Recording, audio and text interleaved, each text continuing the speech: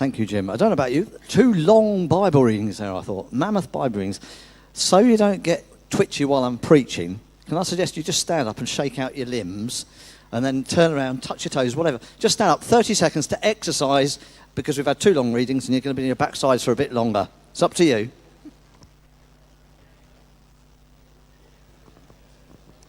You can't say I haven't warned you. There you go. Yeah, if you want to take a seat then. So today's Bible readings are essentially a story about excuses and excuses, amongst other things. And excuses are something we all know about. There's a story told of a tall, handsome rector who was looking for more people to help the growing church.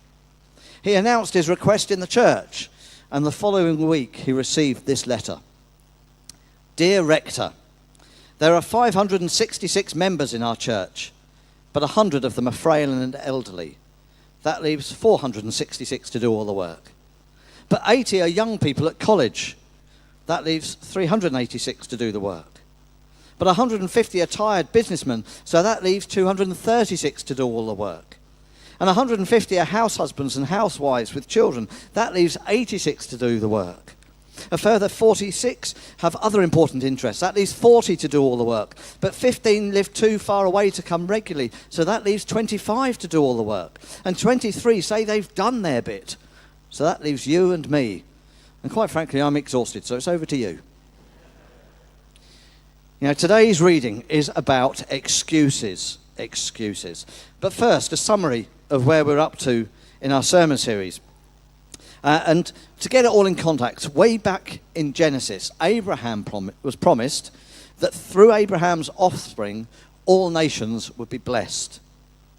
And then these readings we've heard from Exodus, focusing on the life of Moses, are actually set some 400 years or so after that. And the descendants of Abraham have now become a nation, a people group called the Israelites. And at this point in history, the Israelites are enslaved in Egypt to Pharaoh, the king of Egypt. Moses has grown up in Egypt and he's now a man. He's an Israelite by birth, but he grew up in Pharaoh's household. And that, if you like, was the first sermon in our sermon series, plucked from obscurity. And then last week we heard how Moses murdered a man and had to flee for his life to another land. And in an amazing encounter with God, Moses meets God, that was the second sermon, in a burning bush. And that's where we pick up today's account. It carries on directly from last week. Moses is continuing his conversation with God through the bush telegraph, the burning bush. And God starts this section by telling Moses he's got a job for him to do. I'm sending you to Pharaoh to bring my people, the Israelites, out of Egypt. To me, that sounds like quite a tricky job and a very big job. You know, he's been sent to Pharaoh. Remember, Moses killed an Egyptian and had to flee for his life from Pharaoh's father who wanted to kill him. This new Pharaoh is like a step-uncle to Moses. And although we don't have quite the same relationship between Moses and Pharaoh as is portrayed in the cartoon film Moses, Prince of Egypt, they will have known each other. They may well have grown up together. So he's a wanted murderer going back into the lion's den almost. And if that doesn't make the task hard, the Israelite people now probably number around some 60,000 people. And already some of them has rejected Moses because he was brought up in Pharaoh's household. And now Moses has been given the task of leading them all. I think that God is asking a pretty big thing from Moses here. In effect, he's saying, go to Pharaoh, your uncle, whose dad wanted to kill you, and bring over 60,000 people who don't know you, and those who do don't like you, bring them out of Egypt. Now, it's a big ask. Even if Moses was the leader of the nation, he's actually a shepherd, though. And so Moses makes his first and obvious excuse. Who am I? Who am I to do this task, says Moses. And God responds, well, actually, it's not really about you. It's about who I am. It's not about you. And in some respects, I think we can see Moses as a man of our times. He understands, or his understanding is that the world revolves around him. It's like so many people today who say, look after number one first. You know, you may have come across a perspective that says, if I look after myself first, then I can help other people. Now, it's a view that was really, really common about 40 years ago in politics and has probably influenced our society tremendously in the last 40 years without people necessarily realising it. Although I have to say, I do wonder if things are starting to change again. I think people are perhaps recognising that if we look after ourselves first, then other people get ignored and we just become self-obsessed. People are realising that actually by focusing on others, they get something out of it and society gets better. You know, people recognise somehow I feel better when I help or I focus on other people, almost like it's the secret to happiness. And actually this whole thing is really, really important. Because when we put God and his work first, good things tend to follow. Now, we don't do things in order to benefit from them or to be blessed by God, but by God's gracious providence, we often are. It's no wonder that Jesus taught us to pray, Our Father in heaven, hallowed be your name. Your kingdom come. Your will be done. Moses thinks the world revolves around him. You may have heard the story of some battleships at sea on manoeuvres. It's bad weather, and the visibility's poor, and there's patchy fog. And shortly after dark, the lookout reports light bearing on the starboard bow. Is it steady or moving astern? Asks the captain. The lookout replies, steady, captain. It meant they were on a dangerous collision course. The captain then calls the signalman. Signal that ship. We're on a collision course. Advise you change course by 20 degrees. Back comes a signal to them. Advisable for you to change course by 20 degrees. The captain says, send another signal. Send, I'm a captain. Change course 20 degrees. Back comes the reply. I'm a seaman, second class. You better change course 20 degrees. By that time, the captain is absolutely furious. He shouts, send, I'm a battleship. Change course by 20 degrees. Back comes the answer. I'm a lighthouse. I suggest you change course by 20 degrees. Needless to say, you can imagine what happened. You know, we may think the world revolves around us. If we think we're as important as God, we got it wrong. But if God has got a job for us to do, we need to remember who it is we're communicating with. He's the light. We need to know who is the most important. So God tells Moses, point blank, it's not about you. I will be with you. So Moses comes up with his next excuse. Who should I say has sent me? Now, I kind of get this. I do understand this. Because Moses is talking to a bush. The bush is on fire. It's not burning up. You know, he wants to know, who is this? Who is this? So God tells him who it is, who gives him the authority to go on this mission. And it is the ultimate authority. God says, I am who I am. I'll come back to that in a moment. But I wonder, perhaps we feel we don't have the authority to do something, but we feel called to do it. So who gives us the authority is a question that we need to answer. We need to know it for ourselves, and we need to know it so we can respond to other people if they ask.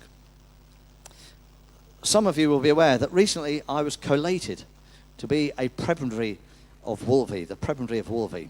Basically, it's an honorary position. But it means that if I go to Lichfield Cathedral, I could walk to a specific chair in the cathedral to sit down. I have got a reserved seat. And if somebody was sitting in my seat, I could say to them, excuse me, you're sitting in my chair. And they might say, on whose authority is this your chair? And I could say, well, here's my letter of authority.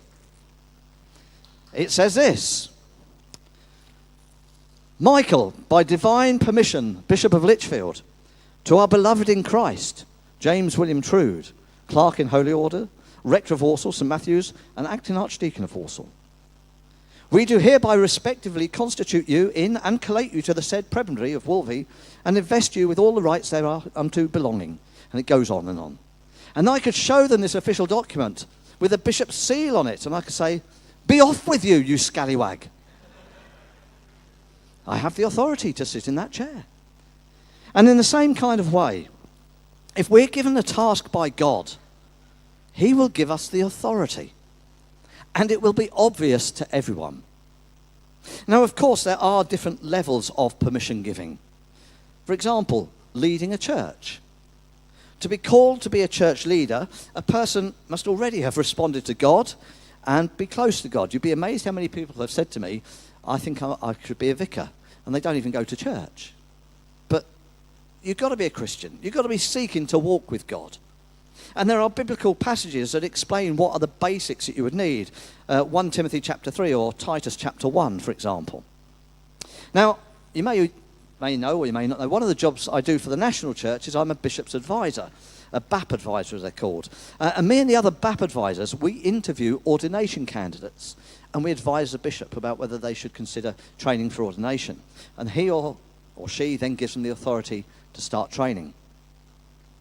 So that's how you become a leader of in the Church of England. But what about authority at the local church level?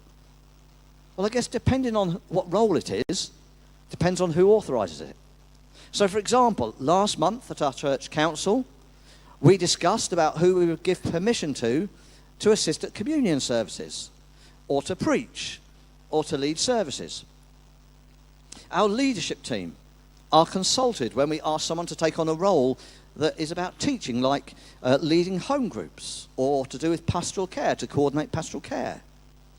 If the church wants to make changes to the building, we have to apply for permission to the Diocesan Advisory Committee. That's kind of like the planning services for the church. So they're kind of on a local level, but other things don't need that same level of permission giving. If you want to read in church, ask me, and you can be put on the rota. If you want to help at our place of welcome, well, just volunteer with Pat Blewett. She'd love more helpers. There are different levels of permission giving and authority. But of course, God is the ultimate permission giver. And that's what Moses finds out. God says to them, tell them, I am who I am. Literally in Hebrew, Yahweh. Or if you look in our Bibles, it's often translated Lord in capital letters.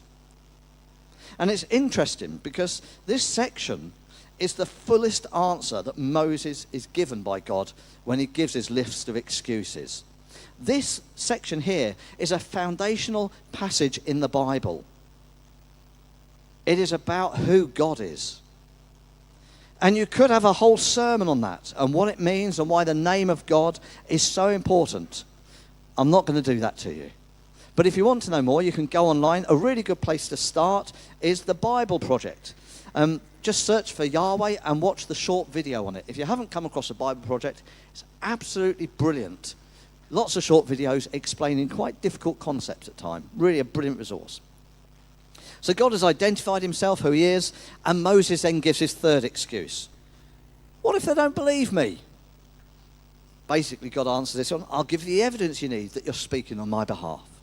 And he does it with signs and wonders. But I wonder, what would the evidence we would share be? Now, I often think the best evidence we have for others is our lives and our story. I guess you could call it your testimony. It's very difficult for people to argue with that, not least if they know and trust you. Now, on the Alpha course, I often recommend books about people on the Alpha course, because I think testimonies and people's stories about how God uses them is so helpful for us. And the best testimonies aren't spectacular. They're usually really short, but they've got that ring of authenticity. Again, you may or not know, I actually collect testimonies. I've got 3 folders of them. Testimonies from people I know who have told me and written down their story for me. If you want to write down your story for me, I'd love to collect it and use it. I always have permission when I share stories.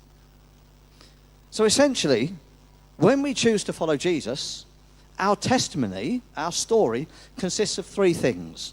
Firstly, it's a bit like before, how or why, and after. What was your life before you became a follower of Jesus? What was that like? Why did you choose to follow Jesus, or how did you become a Christian? And then thirdly, what difference has it made to your life? And hopefully, what difference is it making to your life now? So, as I'm talking about testimony, I thought we'd have one this morning. Alex, would you like to come up, please? Do you want to use... Oh, I'll give you this microphone, then you can share with me. Okay, so 3 simple questions. I'm going to ask them one at a time, okay? What was life like before you became a follower of Jesus? It's hard to remember now, actually. It's not even that long ago. Just very different. I felt... It sounds quite trite, but trapped, I guess now. Looking back, retrospectively, it does feel like there was something limiting there. It feels a bit more free now. A lot more liberating. Okay, so why did you choose to follow Jesus, or how did you become a Christian? There's no real reason why I had to become a Christian. I thought I had everything I needed, everything I wanted. And looking back, I think God was trying to subtly give me some prompts, but I clearly needed something a bit more concrete. So I felt like I had a dream, and it sounds very trite, but I felt like I responded to that, and I said a very sincere sorry, an apology, and within an instant I felt that sense of weightlessness, that everything was forgiven, and that was the concrete evidence I needed, that experience. So yeah, probably about August time, so it's been very recent. But like I say, it happened like a thunderbolt. It happened in an instant. So you talk about head knowledge and heart knowledge. I felt like I had a lot of head knowledge at this time, but I didn't have a lot of heart knowledge. And that was the missing piece of the jigsaw. So yeah. So, what, about 8 months ago? A bit longer than that, perhaps? Amazing. 8 months ago, 6 months ago. Fantastic. What difference has it made to your life in those months? So again, it's an interesting one, because I don't think it's changed my life. I think it's a different life. So I've read a lot of passages in the Bible since, talking about how you effectively die and you get reborn. So that's exactly how it feels. It's really hard to say. I mean, there's material things it's changed. I feel a lot more connected to everybody. I feel like there's a lot more love in my life. It's hard to explain that, but yeah, it doesn't feel like a changed life. It feels like a different life. So, yeah, in many ways, but yeah. Thank you. Should we give Alex a round of applause?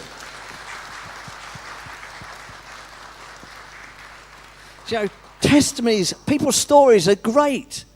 They make a difference when we hear them and when we share them.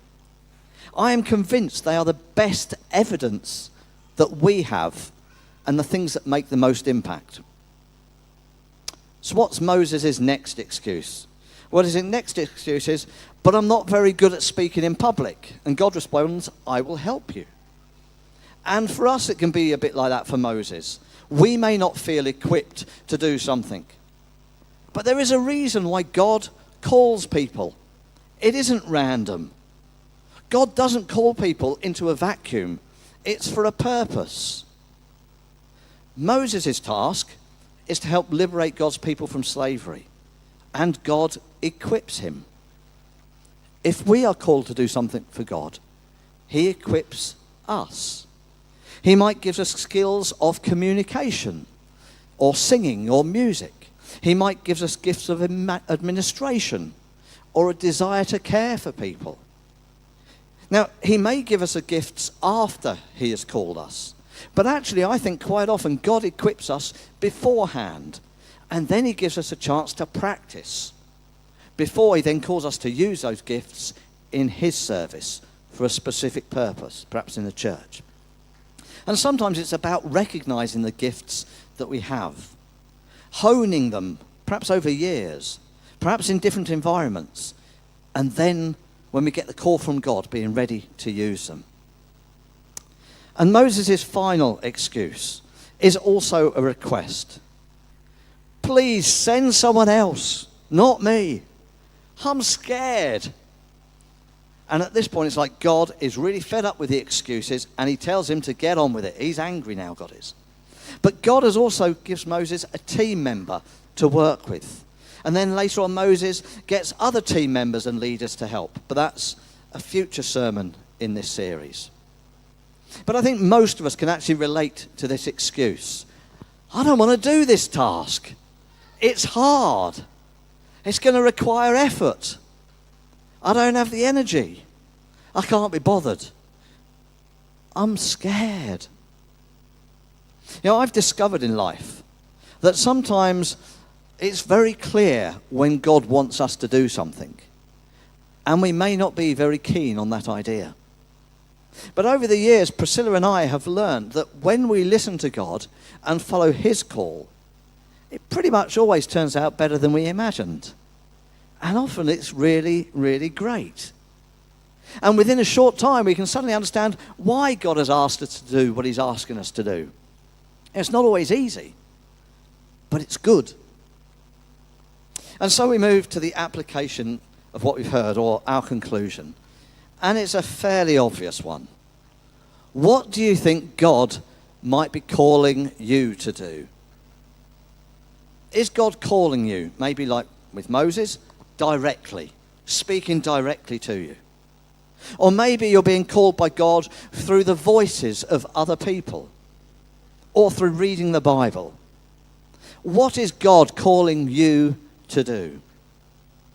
Is it to get involved in a particular area of church ministry, children's work, the church council, a church warden, prayer ministry? Is it to be involved in supporting the community, perhaps with Walsall Street Ministry? Have a word with Patty if you can help with that. Or our place of welcome. Is it to be a school governor? Is it to share your faith story with another person that you work with? Is it to offer your elderly neighbour to help them go shopping? Is it to offer yourself to do a task for God, perhaps even to be ordained? You know, I think we all need to be honest, and we need to regularly ask ourselves the question, what do I do for God and for his people? What is God calling me to do? You know, not all of us are called to be church leaders. Not all of us are called to be on the church leadership team, but we all have a responsibility to be involved in what God has called us to do. So what is God calling you to do? Are you trying to avoid God's call on your life? Well, if you avoid God's call, he might not ask you to do much after that. Some people avoid his call and then can't understand why things don't seem to go so well, perhaps. Or they feel like things are a bit meh. Or they feel like they're waiting for direction from God, when actually he's already given them direction. You know, I have met people who constantly ask me, what does God want me to do? I don't know what God wants me to do with my life. And actually, sometimes I feel the answer has already been told them, but they didn't like the answer, or they stuck their fingers in their ears. Now, if you think God is calling you, if he's calling you to do something, either with his voice or with the voice of other people, push the door. See if it opens. If it opens, go through it. If it doesn't open, then that's okay. At least you've made the effort. At least you haven't tried to make excuses for God, to God. You know, God knows our path in life. Sometimes he reveals it to us, sometimes not. Sometimes just the next step. But that means that even if we don't know our final outcome, our next step is the most important step. Are you scared? So was Moses. But God was with Moses. God will be with you as well. Amen.